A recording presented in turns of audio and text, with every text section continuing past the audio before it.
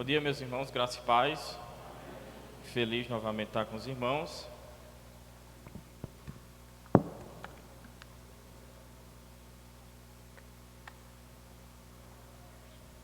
tema que eu vou tratar nesse dia de hoje é muito importante para a nossa vida como igreja.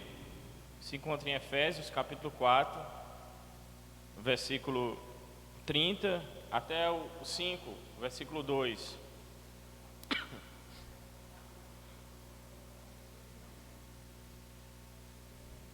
Efésios, capítulo 4, do versículo 30 até o capítulo 5, versículo 2. Amém? Vamos ler. E não entristeçai o Espírito de Deus, no qual foste selado para o dia da redenção.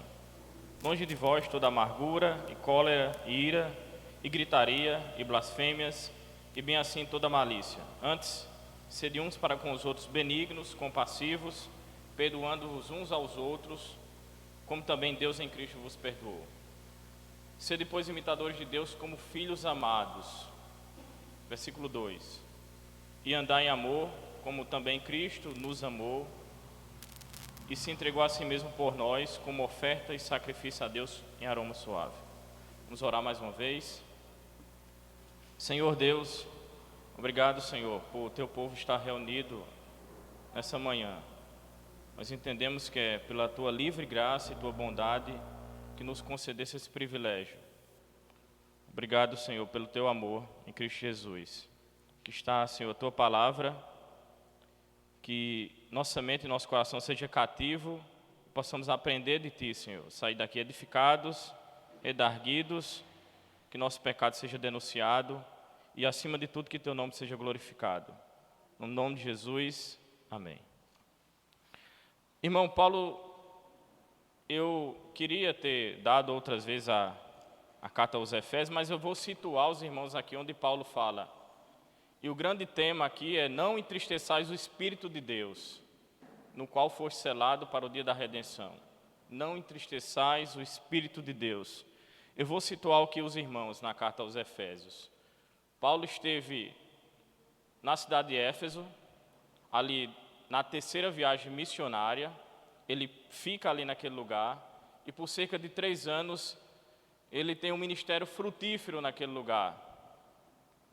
A cidade de Éfeso, irmão, era uma cidade muito proeminente, talvez a 4ª cidade mais importante para Roma, e ali também situava a casa do imperador. Éfeso tinha cerca de 300 a 400 mil habitantes. Era uma cidade proeminente. Havia uma grande comercialidade naquela cidade. Muitos viajantes iam para lá através do seu porto, que era enorme. E essa cidade atraía muitos turistas. E o que era singular nessa cidade era o grande templo da deusa Diana, o Artemis para os gregos. Nessa cidade havia uma peregrinação grande. E pessoas iam ali de várias regiões ali do Império Romano até aquela cidade adorar aquele templo, que era um lugar de adoração. Muitas pessoas afluíam para lá em peregrinação e adoração. O que havia nessa cidade?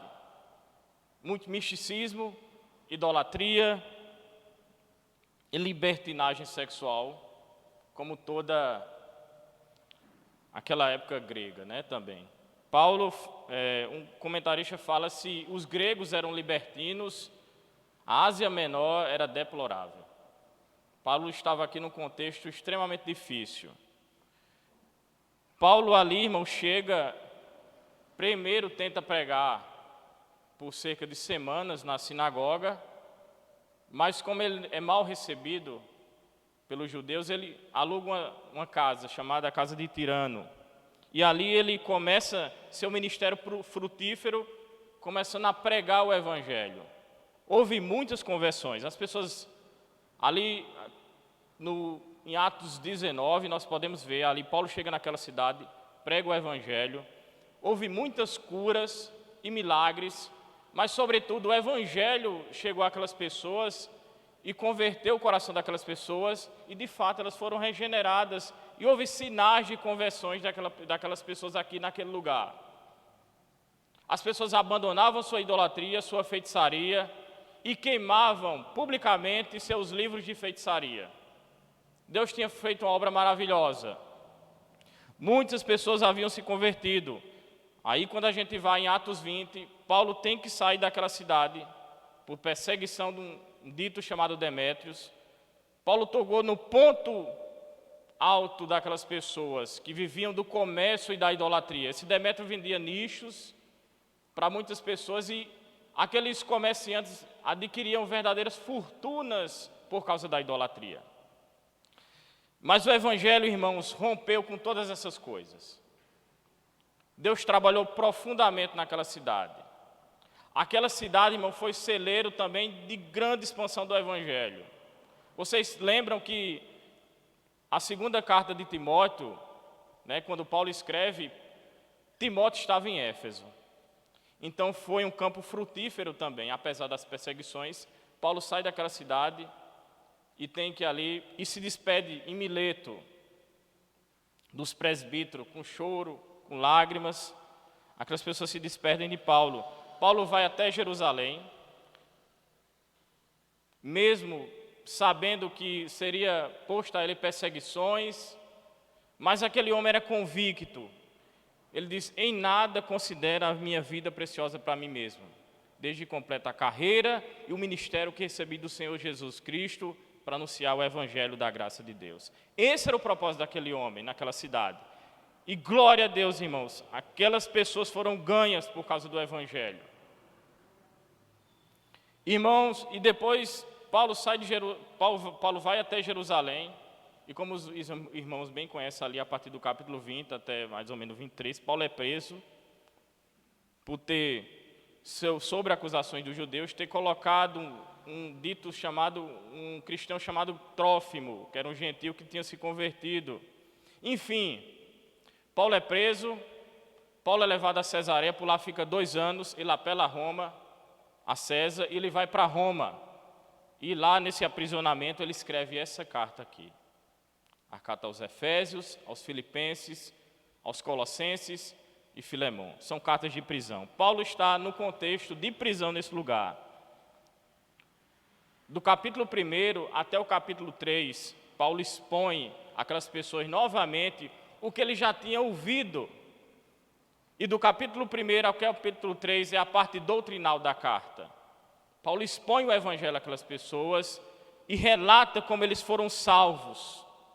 E relata como Deus, nas regiões celestiais, quando a gente lê o versículo 3 do capítulo 1, como Deus em Cristo Jesus abençoou aquelas pessoas com a salvação. Nas regiões celestiais, Ele abençoou aquelas pessoas, escolheu, predestinou para a adoção como os filhos, tudo isso pela sua livre graça, e os redimiu por meio do seu Filho Jesus Cristo, para a remissão do pecado deles. Eles tinham que entendimento isso, para tudo isso para o louvor da glória dele. E eles tinham uma garantia. Qual a garantia que essa salvação era permanente na vida deles? O selo do Espírito Santo. Essa era a garantia. Essa é a nossa garantia. Nós temos o selo do Espírito Santo. Nós somos propriedade de Deus. Eles tinham aqui essa garantia. E Paulo expõe aqui, a partir do capítulo 2, Paulo reforça. Antes, Paulo ora para que eles sejam cheios de todo conhecimento de Deus. A partir do capítulo 2 de Efésios, Paulo expõe de forma prática como eles estavam mortos em delitos e pecados, como eles eram filhos da ira e filhos da desobediência, e Paulo informa ali que pela graça de Deus eles foram salvos, eles foram regenerados e não por obras humanas. E Paulo diz novamente, seguindo o capítulo 2, que eles foram aproximados, mesmo sendo gentios, mesmo sendo depravados, como eram, mesmo eles não tendo participado do convívio de Israel, ou não ser da linhagem de Israel. Deus salva aquelas pessoas e aproxima deles, e ele informa que de judeus e gentios Deus faz um único povo, derribando o muro que havia separação entre eles. Tudo por causa de Cristo Jesus. Paulo, a partir do capítulo 3, ele relata de como ele foi chamado para o ministério em benefício deles. Paulo estava na prisão e ele forma, eu, prisioneiro do Senhor. Ele estava na prisão por causa do evangelho e por pregar aqueles gentios. E Paulo, irmãos, em seguida ele diz que, ora, mais uma vez, ele deixa a caneta, como deixasse a caneta de lado, ele suplica a Deus, para que aquelas pessoas sejam cheias do conhecimento de toda a plenitude de Deus, pelo conhecimento de Jesus Cristo. E a partir do capítulo 4 aqui, ele diz, olha, tudo que vocês aprenderam, que Deus regenerou vocês, que Deus salvou vocês, redimiu vocês, justificou vocês, regenerou vocês, deu uma nova vida. Porque ele começa a falar aqui no capítulo 4, do versículo 1, rogo-vos, pois o quê? Depois que vocês foram salvos, depois que vocês foram regenerados, agora vivam em unidade. E do versículo 1 até o versículo 6, ele roga para aquelas pessoas vivam em unidade. E preserve tudo aquilo que o Espírito já deixou na vida deles. Eles tinham que preservar apenas tudo aquilo que o Espírito Santo já fez. Nós estamos aqui como igreja, apenas preservando aquilo que o Espírito Santo de Deus já fez nas nossas vidas. E a partir do versículo 7 até o versículo 16, Paulo informa como aquela igreja foi equipada. Com apóstolos, profetas, com homens de Deus, segundo a sabedoria de Deus, com mestres, para edificar aquela igreja e que aquela igreja cada vez mais se pareça com Cristo. E a partir do versículo 17, ele diz que essa nova natureza que é nascida em Cristo, esse novo homem, que é o grande tema da carta, a nova natureza nascida em Cristo, a carta dos Efésios, irmãos, assim como Romanos expressa a mais pura realidade do Evangelho, a epístola dos Efésios expressa a mais sublime e mais majestosa. Dizem os comentaristas que a quinta essência do pensamento do apóstolo Paulo é a carta mais eclesiológica, do Novo Testamento. Enquanto Colossenses fala do cabeça que é Cristo, aqui fala do corpo de Cristo. Aqui é para nós, como igreja do Senhor. Aqui é para nós, irmãos. A igreja, irmãos, aqui é a nova humanidade de Cristo. É a nova humanidade de Deus. Essa nova geração, essa nova vida, irmãos, que é nascida em nós, quando você permanece aqui como cristão, você declara que você tem também uma nova natureza. Você não é cristão porque você leva e carrega o nome de cristão, porque você tem sua carteirinha, talvez de membro, ou que você dá dízimo, oferta ou algo do tipo, ou que você está aqui com seus irmãos, mas porque você tem uma nova natureza. Essa é a grande realidade. O apóstolo Paulo aqui, ele pausa o que ele tinha falado no versículo 25 ao 29. Aquele que mentia, não minta mais. Aquele que antes fala a verdade. Aquele que furtava, não furte mais, mas trabalhe com as próprias mãos. Não se ire sem razão, mas pela razão correta, pelo pecado, contra a injustiça. Não fale palavras torpes, mas fale palavras para a edificação do corpo. Sempre o lado negativo de viver deve ser substituído agora pelo lado positivo de viver dessa nova natureza, que é nascida em Cristo, que é nascida em Deus. Essa semente que foi colocada em nós como igreja, ela não nasce daqui da terra, ela vem do céu. E o que me pensa aqui, irmão, não entristeçais o Espírito Santo de Deus, me traz um pensamento, e um reflexo do pensamento da sabedoria humana. Toda a ética do mundo, ela se prende o quê? Não faça isso, não faça aquilo, não diga isso, não diga aquilo, porque não é correto, não é contra a lei. É contra a lei, é contra a ordem, é contra a família, é contra o país. Mas ignoram a pessoalidade do problema. Não é só dizer, não faça isso, não faça aquilo, você não deve fazer isso ou aquilo. Mas é a pessoalidade do problema. E tudo depende de uma ação própria do homem, para o próprio benefício dele. Isso sempre, irmãos, é cercado de egoísmo, de egocentrismo, de autoproclamação. e sabe o que no final se propõe? Autoajuda. É o grande tema do século, autoajuda. Faça isso porque você vai se tornar melhor. Faça isso que você vai andar segundo a lei. Faça isso porque siga essa ideologia, porque você vai fazer o que é certo, o que é correto, porque você vai contribuir para uma sociedade melhor, para uma comunidade melhor. Essa é a reflexão do pensamento da sabedoria do mundo. Mas eu quero dizer essa manhã que moralismo não é cristianismo. A ética cristã, ou seja, a nossa vida com Cristo tem um norte, e sobretudo não entristeçam o Espírito Santo de Deus. Não entristeçam. O cristão não faz determinada coisa errada, não porque é um código de ética. Eu sei que nós temos que seguir a lei. Eu sei que nós devemos seguir o correto. A lei veio e nos mostrou o que era pecado. E mostrou nossa natureza também pecaminosa. E mostrou também que éramos incapazes de cumprir toda a lei, a não ser por Jesus Cristo. Glória a Deus. Não porque é um código de ética, irmão. Não porque o mundo, em sua ética, diz que é errado. Apesar das coisas erradas no mundo se tornarem certas e o certo se tornar errado. O que você vê mais no mundo hoje? A legalização do aborto, a legalização do casamento entre duas pessoas do mesmo sexo, enfim, a libertinagem, a relativização das coisas certas. Não há mais verdade, basta você ir para a universidade. Você tem a sua maneira de pensar e eu tenho a minha. O que é perigoso isso? É construir o conceito de verdade. E nós entendemos uma coisa, irmãos, que não fazemos determinada coisa porque o mundo faz e aprova. Nós não fazemos determinadas coisas, nós cristãos. Paulo quer que eles entendam uma coisa: vocês não devem fazer isso porque é pecado. É pecado e fere a santidade de Deus, a quem pertencemos agora, a nova natureza. Perceba que o texto fala: não entristeçais o Espírito Santo de Deus, no qual foste selado. O selo significa propriedade, exclusividade é seu, é meu. Esse selo significa propriedade. Você tem uma nova natureza. Ele quis dizer aquelas pessoas ali, aqueles ouvintes: vocês têm uma nova natureza, vocês têm um novo homem, vocês foram salvos, vocês foram justificados. Como devemos agora se comportar? Como santos e separados.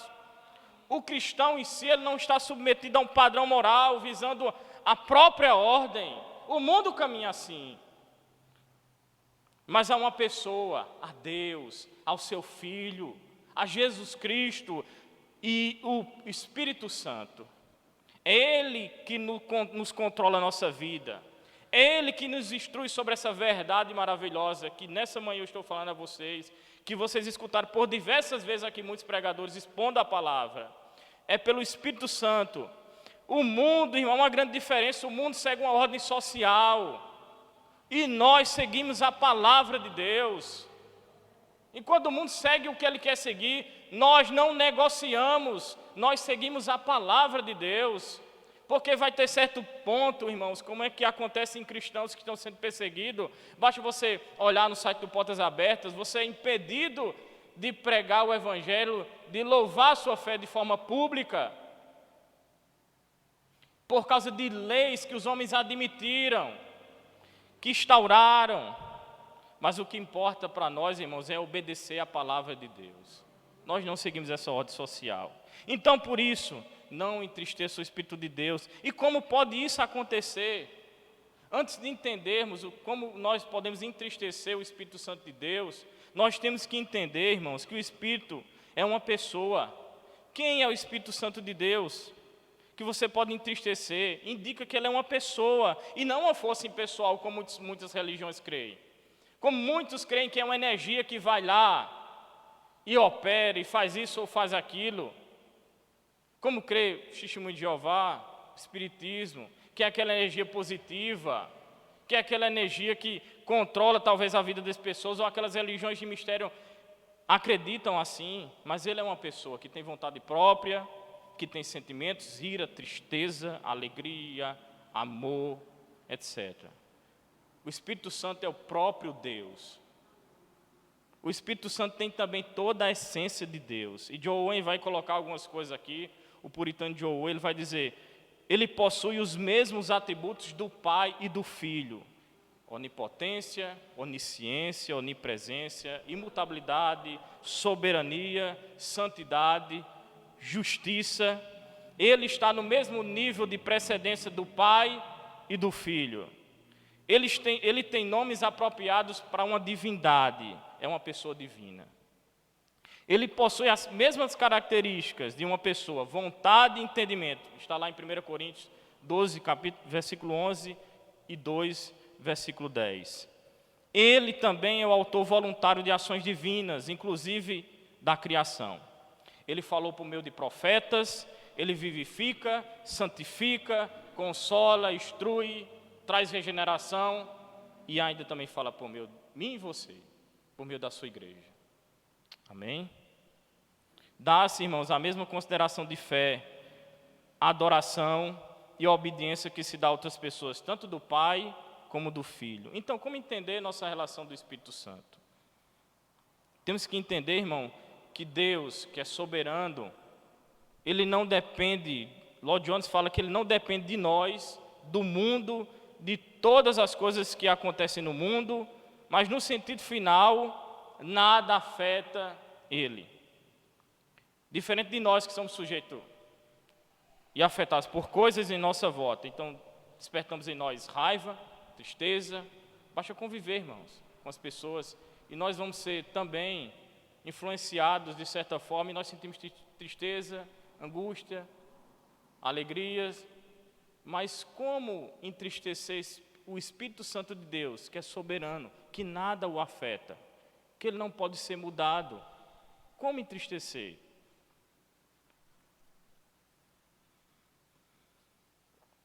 Como entristecer o Espírito Santo de Deus? Nós como seu povo. Porque a salvação, irmão, ele se põe em uma relação conosco, que nos possibilita entristecê-lo, feri-lo, desapontá-lo. O Deus Santo, que nos justifica, que nos torna justo por meio de Cristo, ele envia o seu Espírito. E a partir desse, temos vida com Deus. Não há mais guerra. Temos paz com Deus. Isso é uma alegria, irmão, para a nossa alma, entender que não há mais guerra com Deus. Você não é inimigo mais de Deus. Você é filho amado. Nossa relação agora com o Espírito Santo é de amor.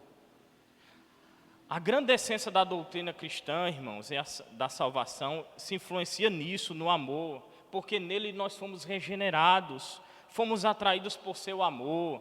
Ele abriu nossos olhos quanto ao Evangelho, nos fez entender o amor de Deus por meio de Jesus Cristo. Ele participou ativamente da nossa salvação, inclusive nos selou e agora nós pertencemos a Ele. Nós entristecemos o Espírito Santo de Deus, irmão, porque nossa relação agora não é distante, é pessoal. É pessoal. Então, irmão, você não pode ferir uma ideia, uma influência, um poder, mas uma pessoa. Portanto, quando pecamos, entristecemos o Espírito Santo. Ele é a pessoa mais cheia de amor, de santidade, de perfeição, de graça abundante de todo o universo. Essa é a pessoa que entristecemos. Você não entristece uma pessoa comum. Nós passamos, irmãos, a vida se preocupando em desapontar fulano, em desapontar cicrano, mesmo agindo correto. Nós nos preocupamos, irmãos, em ser bem-quisto aí fora, pelo mundo, pelas pessoas da sua família, mas nós esquecemos, irmãos, a quem de fato nós entristecemos com nossa vida, muitas vezes, aquém do que Deus quer para nós. Então, irmãos, entendemos, irmãos, que a partir disso, quem pode entristecer o Espírito Santo de Deus é o corpo dele. Como toda a carta aos Efésios circunda nesse tema aqui, como o corpo de Cristo é fundado, é nascido, é edificado, e agora, irmãos, somente os crentes habitados pelo Espírito Santo, só eles podem, irmãos, entristecer o Espírito Santo de Deus, pois lhe pertencem. Não entristeçais o Espírito Santo de Deus, no qual foste selado, você pertence a Ele. Você é peregrino. Você pertence a Ele e você não pertence a esse mundo. Você não pertence, irmãos, apesar de estarmos inseridos no contexto, apesar de não sermos uma ilha, apesar de convivermos com nossa família, no nosso trabalho, há um selo, irmão, que nos garante uma passagem até chegar na glória eterna. E esse selo é o selo do Espírito Santo. Lloyd Jones vai dizer: por isso tenho que ver a santificação não nos termos de ações e experiência. Devo esquecer de tudo isso, por assim dizer, dar-me conta de que o Espírito Santo está em mim e está sempre comigo. Nós não podemos se afastar do Espírito Santo de Deus, porque isso é impossível. Indubitavelmente, irmãos, sempre estaremos na presença de Deus. Sempre estaremos na presença de Deus, quer você esteja no trabalho, quer você esteja na família, quer você esteja viajando, quer você esteja no convívio do seu lar, entre marido e mulher, fazendo qualquer coisa, você nunca escapará da presença de Deus. Você nunca escapará, irmãos, do Espírito Santo que está ao teu lado, que essa pessoa maravilhosa, Ele conhece, Ele vai adiantar todos os meus atos e me é possível entristecê-lo, desapontá-lo, contristá-lo. Ele vai dizer, isso significa entristecer. Então você, irmãos, cristão, você pode entristecer o Espírito Santo de Deus com uma vida que não seja santa, com uma vida que favoreça a carne, em ação, palavras e pensamentos, quando não honramos, quando não louvamos, quando não seguimos suas orientações, nós entristecemos o Espírito Santo de Deus. Agora pense comigo, pense tudo no plano de Deus para a sua vida. Pense no plano de Deus na sua vida. Pense que Ele pensou em você antes da fundação do mundo. Nossa mente é finita demais, irmão, para pensar e tentar vislumbrar quão grande a grandeza, irmão, da soberania de Deus, da eleição de Deus. Ele nos predestinou para essa época que estamos hoje, porque Ele pensou em nós antes da fundação do mundo. Deus não fez você pensar porque você fez alguma coisa boa e Deus se impressionou e disse, eu vou escolher esse. Deus não pegou naquele meio de tomates podres, aquele tomate bom, mas todos nós éramos podres, todos nós. Então, irmãos, pense no plano de Deus elaborado na eternidade. Olha o que o capítulo 1 fala, versículo 3, que Deus nos abençoou nas regiões celestiais. Nossa maravilhosa bênção não procede daqui, por mais que nós tenhamos sucesso aqui.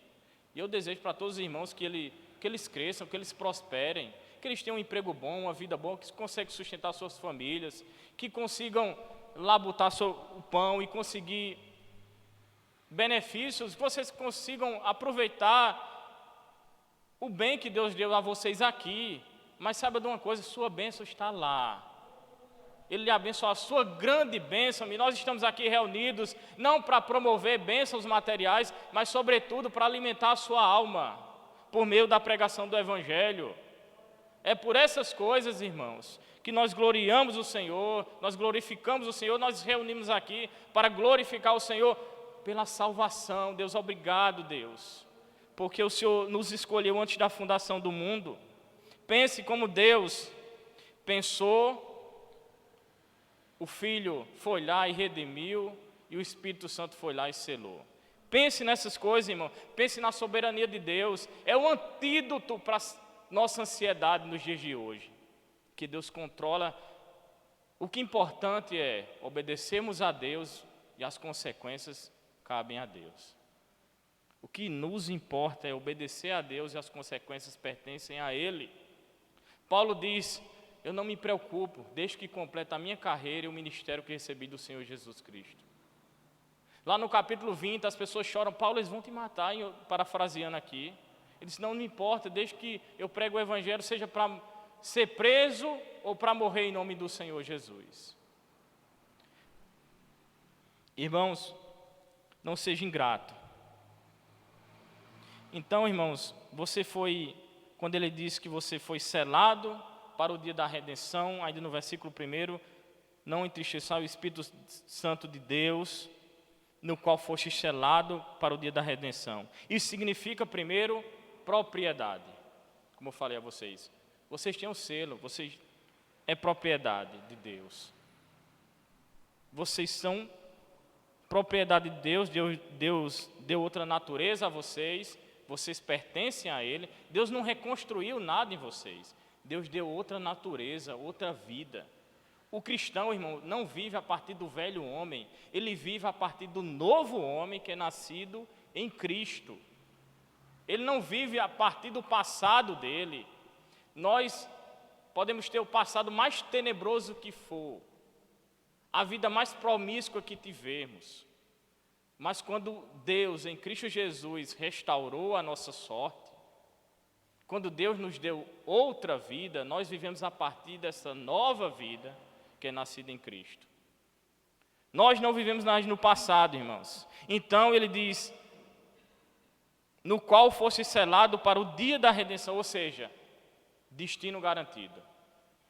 Paulo está dizendo, olha, vocês têm um destino garantido. Uma viagem, livre acesso. O destino da viagem de vocês está garantido. É segurança do começo até o final. Porque no final, irmão, nós estaremos com o selo do Rei. Com o selo do Rei. No qual foi selado para a vida da redenção. Para o dia da redenção. O fato, irmão, de sermos cristãos é porque temos o Espírito Santo. Ele foi nos dado, habita em nós. Nenhum homem é cristão a menos que tenha o Espírito Santo de Deus. E o Espírito Santo de Deus esteja nele. Paulo fala em Romanos 8, versículo 9, não precisa ler. Ele diz, o Espírito Santo habita em vós, e se alguém não tem o Espírito de Cristo, esse tal não é dele. Em 1 Coríntios, capítulo 6, versículo 19, diz, acaso não sabeis que o vosso corpo é templo e morada do Espírito Santo, e que está em vós, o qual tendes da parte de Deus, e que não sois vós mesmos? Esse é o grande objetivo da nossa salvação. O grande objetivo da nossa salvação não é viver bem aqui, não ter uma família saudável. Quando eu olho para aqueles vultos do passado, irmão, aqueles homens de Deus, quando eu leio a biografia deles, homens como Robert Murray McCain, que antes de subir ao púlpito, as pessoas começavam a chorar porque tinham convicção que ele tinha estado na presença de Deus. Aquele homem só durou 29 anos da vida dele aqui. Quando eu lembro do grande missionário, fugiu a memória agora, que foi exemplo para as missões, David Brainerd, morreu tuberculoso numa selva, com cerca de 29 anos. Deus odiava aquela vida daquelas pessoas. Se você olhar nessa perspectiva, você vai dizer, Deus odiava a vida de Paulo, Deus odiava a vida dos profetas, Deus odiava na maioria das vezes a vida desses homens aqui que nos escreveram, inspirados pelo Espírito Santo. Você vai dizer, Deus odiava a vida desses homens. Então sinal, irmãos, se você está passando problema, não é sinal que Deus não tem lhe amado, não tem lhe guardado. Paulo vai dizer, quando vai falar aos Filipenses, que ele quase se desesperou da vida quando ele enfrentou feras em Éfeso, na Ásia, Aquele homem, no capítulo 11 de Coríntios, ele vai dizer que ele passou diversas tribulações. Aquele homem está preso por amor ao Evangelho. Deus odiava a vida daquele homem. Quando você passa por tribulações, Deus odiava, Deus nos odeia. Quando, meus irmãos, a morte vem, a crise vem, a falta de saúde vem sobre nossa vida, Deus nos odeia. Pensar assim, irmãos, é pensar, como Paulo fala, como um dos homens mais miseráveis que há sobre a face da terra. Mas Deus nos ama, Ele já nos selou, a garantia segura, nós temos o selo do Rei.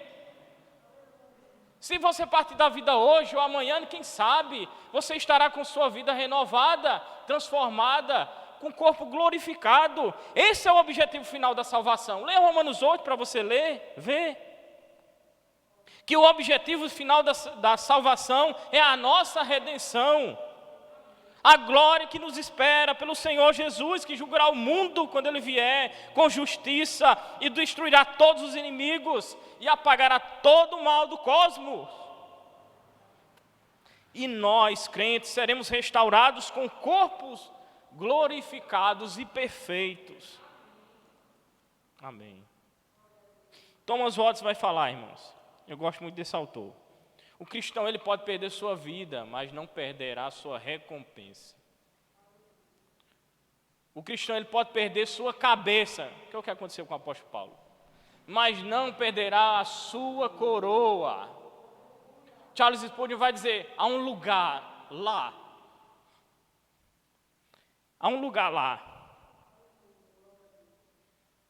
que está lá seu lugar, e ele vai dizer, se pode se dizer assim, esse lugar está reservado para aquele que foi salvo, regenerado, e qual sangue foi derramado, e foi o Senhor Jesus que garantiu isso. E lá estará uma coroa que não vai caber na cabeça de Paulo, que não vai caber na cabeça de Pedro, ela é sua, ela é da igreja. Irmãos, esse é o objetivo final da salvação. Nós somos garantia de que nós somos propriedade de Deus e que Ele vai garantir nosso destino até o final, não importa o que aconteça. E se você, irmãos, entristecer o Espírito Santo de Deus, nós experimentaremos angústia, tristeza na alma.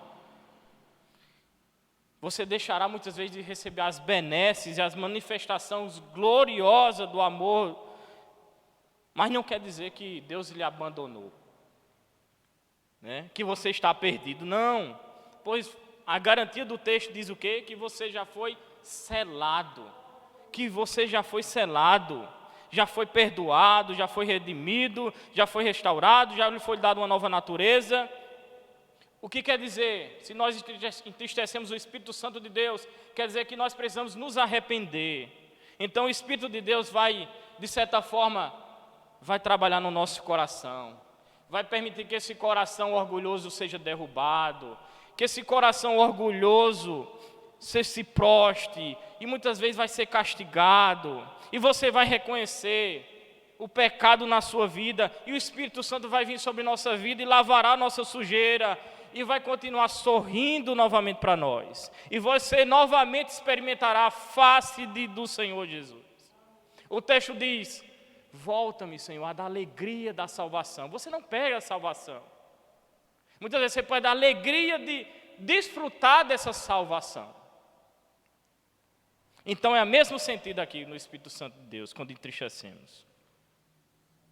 Como é ruim, e você vai entender como é ruim entristecer o Espírito Santo de Deus. O ímpio, ele não se preocupa, irmão, com essas coisas. Eles vivem depravados. Paulo fala lá no capítulo 14, no versículo 17, ele diz, portanto, disto testifico, não mais andeis como andam os gentios, na vaidade dos seus próprios pensamentos, obscurecidos de entendimentos, alheio à vida de Deus, por causa de quê? Da ignorância que vivem pela dureza do seu coração. Mas quando nossos olhos são abertos, quando nossa mente é aberta, nós entendemos a quem nós decepcionamos quando pecamos, e nós voltamos atrás e dizemos, perdão, Senhor, me ajude, Deus. O ímpio, ele não está preocupado com isso, ele fica avesso a Deus. Essa era a nossa natureza antes, decaída, morta. Ele não tinha nenhuma ação para Deus. O apóstolo Paulo, irmão, continua no mesmo pensamento da carta prática, que vai do capítulo 4 até o capítulo 6. Assim como ele falou anteriormente, se dispam do velho homem e se revistam do novo homem. Esse é o pensamento da carta. A conduta deles é o reflexo da vida que eles receberam. O versículo 1 diz, eu rogo os prisioneiros do Senhor, que andeis de modo digno da vocação a que foste chamado. Quem lhe chamou? Se Deus lhe chamou, você vai se santificar. Se Deus lhe chamou, você vai fugir do pecado. Se Deus lhe chamou, você vai servir a sua comunidade. Se Deus lhe chamou, você vai obedecer o Senhor. Por mais que Ele nos pegue, irmãos, e abra nossos olhos, e dê-nos um puxavão que ali, nos desperte muitas vezes da nossa certa sonolência. Esse é o pensamento da carta, vivam agora como pessoas regeneradas, como pessoas que nasceram de novo. Esse é o resultado da regeneração. Aquele que mentia, não minta mais. Aquele que furtava, não furte mais. Não saia palavras torpes da sua boca, mas para edificação. Mas aqui, irmãos, o entendimento mais é pessoal. Enquanto Paulo fala do versículo 25 até o versículo 29, de maneira geral, aqui ele tem um entendimento mais pessoal. Você não faz determinada coisa porque você não quer entristecer o Espírito Santo, porque você não deve entristecer o Espírito Santo. E aqui o verbo lá no grego é imperativo, é uma ordem, não entristeça. É uma ordem, não entristeçam. Sempre, a todo nesse texto aqui, não é uma ordem, não entristeçam. Então, irmão, o que devemos fazer, além de outras coisas que ele falou, da parte prática, que devemos viver unidade, viver em comunhão, abandonar o pecado, não viver como o ímpio vive. Ele coloca esse versículo aqui, eu vou dizer algumas coisas, mas ele coloca esse versículo aqui, que é o versículo seguinte: não devemos, irmãos, entristecer o Espírito Santo, e devemos, a partir da vida antiga, abandonar e não entristeçais o Espírito Santo, longe de vós, perdão, versículo 31, longe de vós, ou seja, arranque de vós, remova de suas vidas, coloque para fora. Esse é o lado negativo que o apóstolo Paulo fala. Antes de falar o lado positivo, vocês não devem viver assim. E o interessante é que o grego fala que todas essas coisas são substantivos. E para quem é bom no português, eu não sou muito bom, mas o substantivo ele tem a tendência de pertencer ao que é próprio dele. E aqui o entendimento do texto é que como eles eram assim, vocês eram assim. E ele diz, longe de vós, o que estava em vós, isso aqui, arranque de vocês. Ele primeiro começa, irmãos, ele fala cerca de vários sentimentos que rodeiam o coração e a vida: amargura, cólera, ira, gritaria, blasfêmias, bem assim toda malícia. E o que é amargura? A amargura, irmãos, é uma espécie de azedume. É aquela coisa azeda, que quando você come, lhe pesa o estômago. Você não consegue sustentar no estômago, né? É uma coisa que lhe faz mal. Você não consegue engolir, e quando engole, lhe faz mal o intestino. Esse é o contexto. Uma pessoa assim, irmãos, ela nunca está bem, ela nunca está bom, ela nunca vê o bem em nada, tudo tem defeito. Ele sempre procura estragar tudo em sua volta, sempre aponta defeitos, falhas, problemas.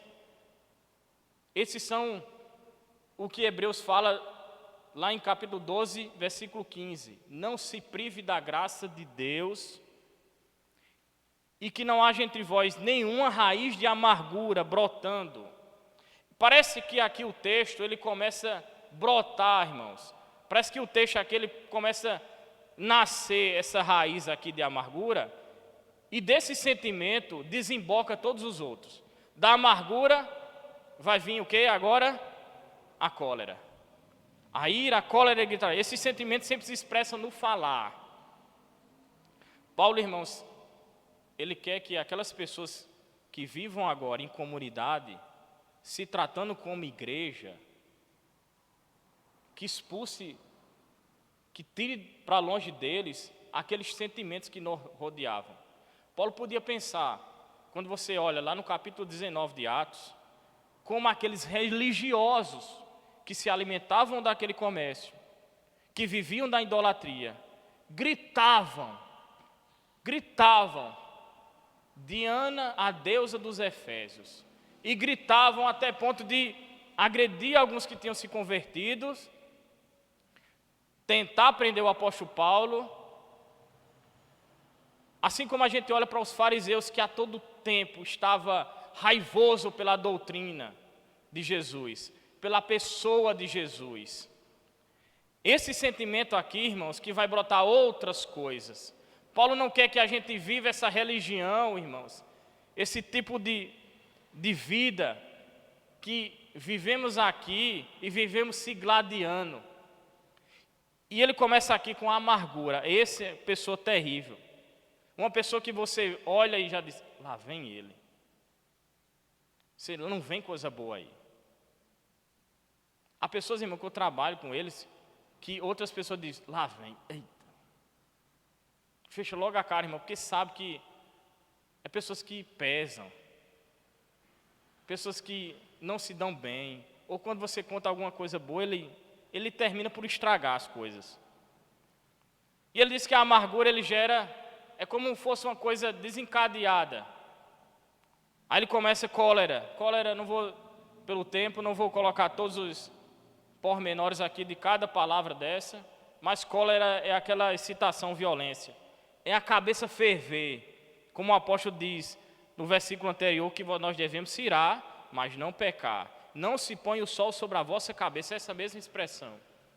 Não esquenta a cabeça. Você já viveu com pessoas coléricas? Qualquer coisa, irmãs, ela não quer saber, ela perde as estribeiras, que desemboca na ira. Ele está irado sempre. O sentimento dele, irmãos, é querer fazer justiça própria. Aí que desemboca aqui em gritaria. Inclui aqui grito, violência, irmão. É o resultado da ira e da cólera. Pessoas assim não conversam, gritam, levantam a voz contra outra. E desemboca aqui também na blasfêmia. Parece que o estado da ira e cólera gera gritaria que dá lugar a uma terrível evidência, que é a blasfêmia.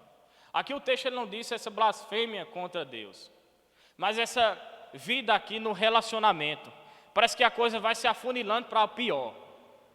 Paulo diz, olha, começa nessa raiz de amargura, vai para a cólera, para a ira, vai para a gritaria e termina você falando o que você não devia falar. Quantos relacionamentos não acabam, irmão, por causa de palavras? Quantas coisas, irmão, não terminam? Amizade, convívio entre nós mesmos, quando nós magoamos nossos irmãos, coisa que nós não deveríamos dizer, mas muitas vezes nós somos tomados de uma justiça própria e falamos o que não deveríamos falar e magoamos nossos irmãos. Isso não é falar a verdade a ele com amor, é diferente. É você magoar ele. Parece que desemboca numa coisa horrível aqui, vai se afunilando para o pior. Paulo aqui ele está falando, irmão, de cerca de 2000 anos de comportamento das pessoas. E também não é assim hoje? É assim hoje, talvez pior. As pessoas falam umas das outras, difamam. Eu estou aqui convivendo com os irmãos bem, eu chego em casa, se eu falar do irmão, o que me adiantou? O que vai adiantar? Qual a edificação que vai trazer para o corpo? Quando eu saio daqui, falo da minha liderança, falo das pessoas, irmãos, eu não gosto de fulano, não gosto de cicrano. Paulo disse, olha, arranque de vocês, tirem de vocês esse tipo de sentimento. Vocês estão entristecendo o Espírito Santo de Deus com esse tipo de sentimento. Não vivam assim. Mas fulano vive assim. Você não deve viver assim. Se é de fato que vocês foram de fato salvos. Como o apóstolo Paulo, ele até bota em xeque aqui. Quando ele diz, não andei como andam os ímpios. E no versículo 20 ele diz, mas não foi assim que aprendestes a Cristo. 21, se é de fato o tendes ouvido e nele fosse instruído segundo a verdade de Jesus. Vocês não aprenderam assim. Eu passei 3 anos, ele pode dizer, eu passei 3 anos com vocês ensinando a palavra. Eu estou preso aqui por causa do que eu ensinei a vocês. Irmãos, nós não podemos pegar a palavra e pregar e viver e pregar, sair da nossa boca e nossa vida denunciar o que nós falamos. Paulo diz, não vivam assim, não maltratem. Interessante aqui, irmãos, que Paulo está falando aqui no contexto de igreja, do corpo dele. E ele está falando de pessoas aqui que estavam convivendo entre si, dentro daquela comunidade. Como era uma carta circular, talvez não seria especificamente em pessoas de Éfeso, mas pessoas de Herápolis, Laodiceia, em Colossenses, em Pérgamo, em outras cidades. Essa carta devia ser circular. O que Paulo está dizendo aqui, ele está dizendo para toda a igreja, abandone essa maneira de agir, não julguem, não maltratem palavras. Essa é a vida moderna? É assim a vida moderna. Também era assim naquela época, irmãos. Então, quando você estiver, irmão, na sua igreja, aqui, na sua família, na sua comunidade, na sua casa, no seu trabalho, evite essas palavras. E ele desemboca, irmãos, aqui no caminha, bem assim como toda malícia. Esse, Paulo acrescenta aqui, é um significado dos maus desejos. É aquele intento de ferir as outras pessoas. Ela me fez mal, então eu vou... Ela não concorda no que eu creio, ela não faz o que eu desejo que ela faça, então eu vou armar. Aqui, a expressão da palavra é fazer armadilhas. Foi o que os fariseus a todo tempo, de forma maliciosa, queriam que Jesus caísse na conversa deles. Esse é o malicioso. Ele não visa o bem. Esse sentimento é fixado, irmão, como alguém que odeia tantas pessoas, que ela planeja a maneira de colocar em prática. Você vê isso aonde? Muito. No mundo, irmão. Pessoa fazendo o que quer e não quer saber. Quem estiver na minha frente que saia. Paulo diz, isso não pode permanecer entre vocês. Isso não pode permanecer em vocês. Longe disso. Tirem de vocês. Essas coisas estiveram em vocês antes. E não podem estar aqui, porque vocês vão entristecer o Espírito Santo de Deus. E agora, o que devemos fazer? Versículo 32, vivam agora como perdoados. Como perdoados. O lado negativo foi falado por Paulo. Não vivam assim, não vivam em amargura, em cólera, em ira, em gritaria, blasfêmias, bem assim como toda malícia. E ele vai continuar, agora vivam assim, sede um para com os outros, benignos, compassivos, perdoando-vos uns aos outros. Esse é o sentimento, irmãos, que veste. Esse, irmão, todo pensamento, todo sentimento e toda veste, aqui como Paulo sempre falou, prefigurando aqui, é substituído por outros. Assim também a ira, a cólera, a amargura, a gritaria, as blasfêmias e a malícia são características do seu velho homem. Então devem ser retiradas e colocadas no lugar dessas qualidades do novo homem. Inclusive todas essas palavras aqui são adjetivos, são qualidades desse novo homem. Vocês eram assim, agora vocês têm que adquirir essas qualidades aqui. E a primeira delas é benigno. A palavra benigno, irmão, dizer tornar-se, cultivem. Você não pode se livrar da amargura. Não me diga essa. Você não pode se livrar da amargura de um piscar de olhos. É um processo, irmão, de cultivo real e significado. De ser benigno. Benigno é o oposto de ser amargo. Enquanto o amargo tira, subtrai, o benigno dá, ele é útil, ele é benéfico. É proveitoso estar com pessoas assim. As pessoas têm que olhar para nós e dizer, como é bom estar ao lado dele. Como é bom estar do lado dela. Não, irmãos, porque você fala o que ele quer ouvir. Não porque você participa das mesmas conversas tops, talvez ela viva. Não porque você participa da vida, mas é bom estar ao lado daquela pessoa. O diferencial da nossa vida, irmão, é que nós temos o Espírito Santo de Deus. Cristo habita em nós por meio do Espírito Santo de Deus. Nós exalamos agora o bom perfume de Cristo. O mundo aí tem que sentir. Paulo traz essa evidência aqui, olha. Agora, se vocês lançavam isso da vida de vocês, agora vivam assim, benignos. E agora, misericordioso. O oposto disso é desprovido de todo sentimento. Essa era a situação deles antes. Como eu falei, o mundo que Paulo estava era depravado, irmão. Quem legalizava mesmo as coisas era o povo. O povo fazia o que queria. O povo faria o que queria. O povo vivia em depravação. Se Paulo caminhasse ali, como ele caminhou em Atenas, que ele que ficou doído, e suas entranhas se comoveram. Ele viu a vasta idolatria daquele povo e aquele povo caminhando para a perdição. E aqueles povos eram o quê? Denominados o quê? Religiosos. Se você sair aí fora, você vai perguntar, Você crê em crer? Em quem? Eu creio em Deus. Eu creio em Deus. Ó, Deus, se Deus não for na minha vida, eu não tenho nada, não sou nada. Eu não sou nada. É Deus que está na minha vida.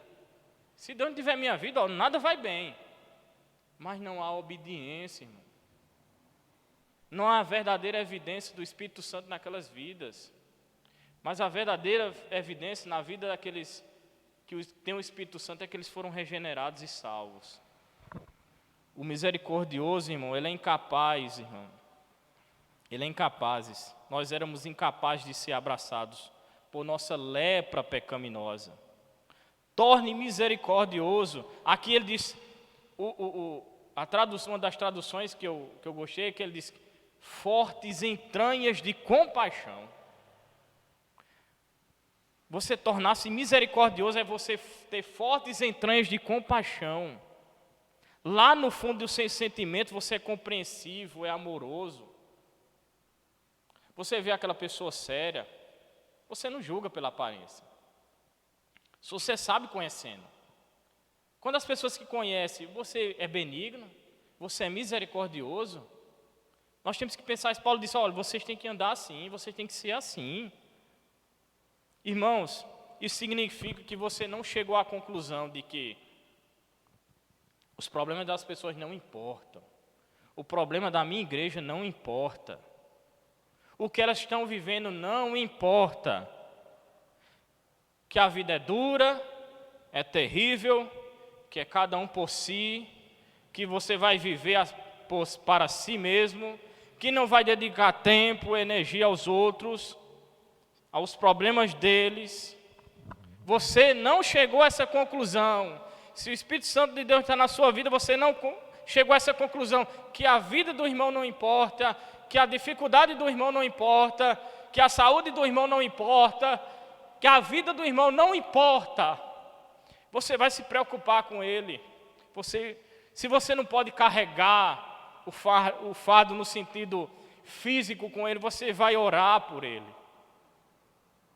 Você vai clamar a Deus por ele. Todos os homens de Deus foram chamados, irmãos, e tiveram aquela ação de Deus sobre a vida deles, e trouxe um sentimento de compaixão. Você vê como Deus vai, como Neemias, irmãos, ele escuta como os irmãos dele estavam lá, em Jerusalém, destruída. Ele começa a chorar e clamar. Você não se alegra pela problemática da sua comunidade. Você não se alegra, irmãos, por mais que você fale a verdade aqui, você não se alegra com alguém que está fora. Eu creio que esse é o pensamento dos pastores também aqui.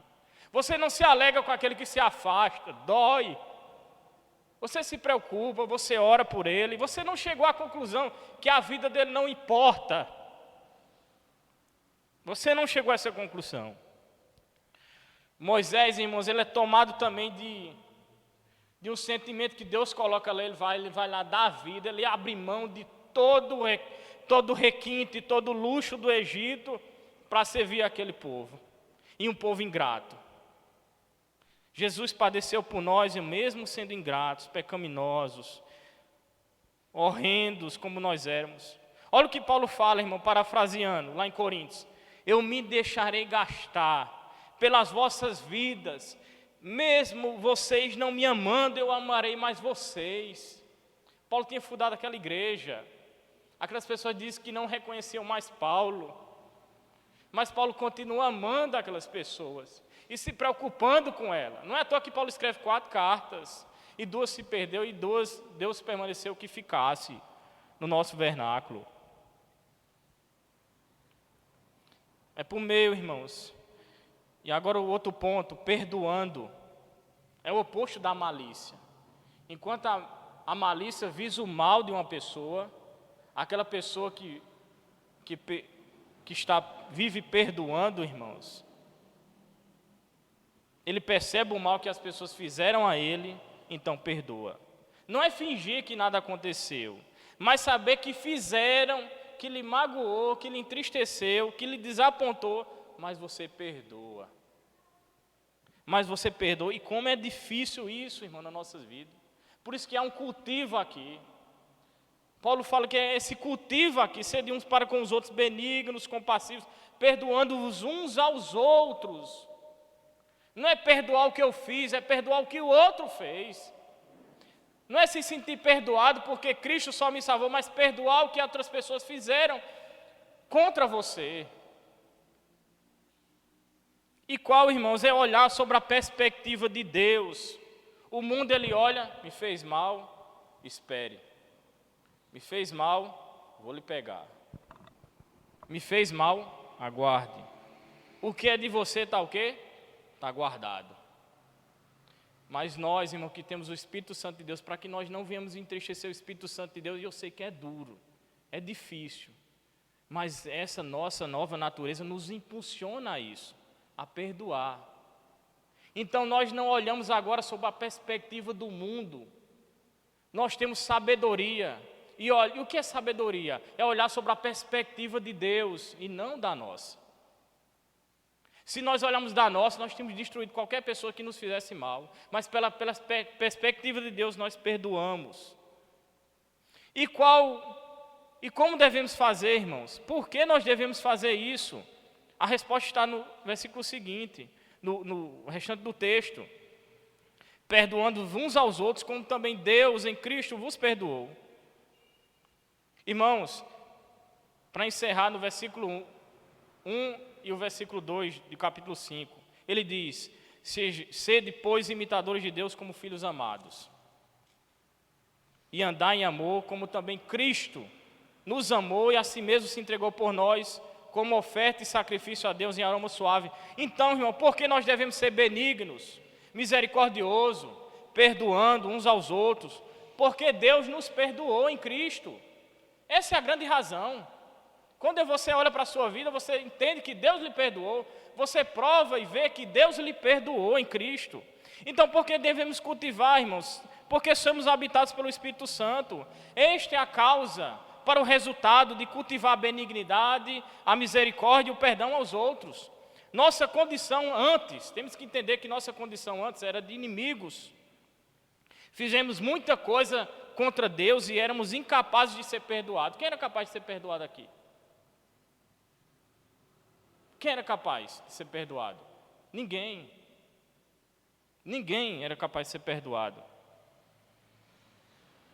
Isso nos constrangeu e nós fomos perdoados, mas Deus em Cristo Jesus nos perdoou por sua livre graça.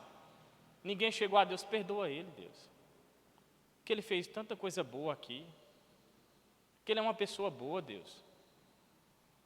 Que ele faz obras sociais, Deus. Perdoa ele, Deus. Que ele age assim, ele é correto no trabalho. Ele é correto, ele é um bom pai de família. É uma boa mãe de família. É uma boa esposa, um bom marido. Perdoa ele, Deus. Não há nenhum mérito em nós, é por sua livre graça. Deus nos amou porque ele quis. Olha o capítulo 9 de Romanos. Eu exercerei misericórdia de quem eu quiser, teve misericórdia. O Senhor teve misericórdia de nós. O Senhor teve misericórdia de nós. Isso que nos faz caminhar. Qual isso, irmão? Porque devemos ir perdoar? Porque a nossa imitação é Cristo. O alvo do cristão é imitar Cristo. No amor, no versículo 1, e no perdão. O perdão no versículo 1 e o amor no versículo 2. Sejamos, pois, imitadores de Deus. Essa é a suprema declaração da doutrina de Paulo. Sejam imitadores. O termo aqui é remende Deus. Entende? Remende Deus. Faça o que Deus manda. O termo aqui no grego é remende Deus. Faça o que Ele manda. Faça o que Ele manda. Seja norteado. Quando imitamos o Senhor Jesus Cristo, Ele é nosso varão perfeito. Esse é o modelo que nós devemos seguir. Porque acima de tudo Ele pagou os nossos pecados e Ele é o varão perfeito. Esse é nosso modelo. Michael Horton vai dizer uma coisa, irmãos. Uma igreja não é um grupo de amigos. Fulano é meu amigo, vou para a igreja. Fulano é meu amigo, vou para a igreja. Não é um grupo de amigos que você escolhe para você. Isso não é o significado de igreja. Igreja é um grupo de irmãos e irmãs que Deus escolheu para você. Você é minha irmã, você é meu irmão, porque Deus me escolheu para ter você ao meu lado. Entenda isso. Então, mas como imitar a Deus, irmão? Deus é onisciente, onipotente, onisciente, onipresente. Como imitar esses atributos que são incomunicáveis? Mas Deus tem atributos comunicáveis, que Ele distribui à sua igreja, que é santidade, justiça, bondade, seu amor, sua misericórdia, compaixão, ternura, paciência, fidelidade, sua clemência.